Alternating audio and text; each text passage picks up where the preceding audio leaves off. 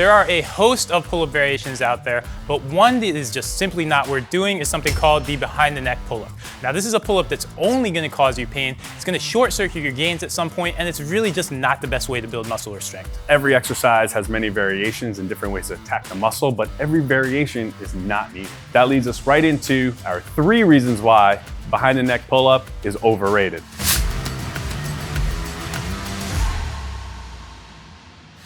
Reason number 1 why this is not a good variation is because it promotes a lot of internal rotation in the shoulder. We're gonna come to a lack of range of motion, and there it's gonna force us forward, and that's just not a good feeling inside the shoulder capsule.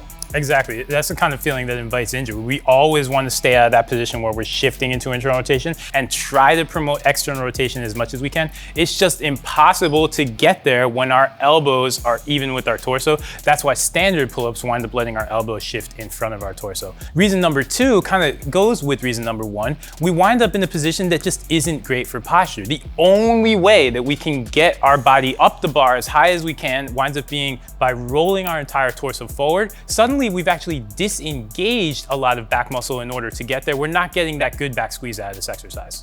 And reason number 3 is it's just not a complete pull-up. When we're pulling with the lat, we're thinking about pulling in vertical and then more of a horizontal combination to allow that lat to engage by bringing the upper arm close to the body and past the torso.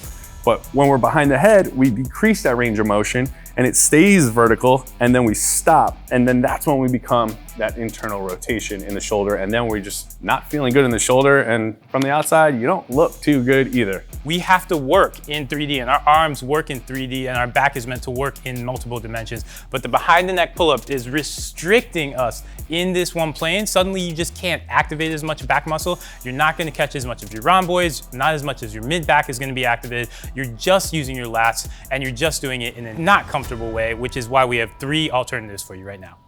And that leads us into the first alternative, and that would be doing a regular pull-up or pull down like you're supposed to. Allowing the lat to work in the natural line of pull, where our shoulder blades are back and we're pulling down full range, where we can get the pull-up bar or the pull-down bar anywhere from the chin to the upper chest, where we're completing that range of motion. We're not restricting and putting ourselves into a window of injury. Exactly, and you're gonna wind up being stronger on this pull-up, which on some level, if we start to load this up, once you start to introduce a little bit of weight, you're gonna be able to push all those back muscles, including those back muscles you thought you were hitting with the behind the neck pull-up, you're gonna be able to catch them right here. For those of you with the bodybuilder mentality who are trying really hard to hit your lats as they brought your upper arm into your torso, which is another function of your lats, we're gonna go to a different exercise. We wanna take a look at the wide cable pull down. And this lets us work in that same frontal plane as we think we're doing on the behind the neck pull-up, except we're able to actually get even a better lat squeeze because suddenly the cables are in line with the muscle we're actually working. So we're able to really follow the grain in the muscle, get that good squeeze,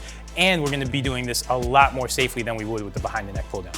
And that leads us into our third alternative, which is a variation of the pull down, which actually will challenge you a little bit different than the other variations. We're gonna focus more on the eccentric. We're gonna do a seated pull down where we're pulling with both arms, but the big focus here is on the eccentric or the return back to the top. We're gonna release one hand off the handle and slow and controlled come back to that starting position. So not only are we working the full range of motion on the eccentric and the concentric, but we're also adding a negative aspect to it that's gonna push you over the top to get more muscle recruitment and lat engagement than you even thought you could get. Exactly, and that is a different variation than what you're normally doing. That is for anybody who has been doing behind the neck pull-ups because you wanted to do something different. You wanna try that eccentric variation instead. Get all 3 of these moves in your back routine and skip the behind the neck pull down. You will save yourself a world of pain and make more gains too.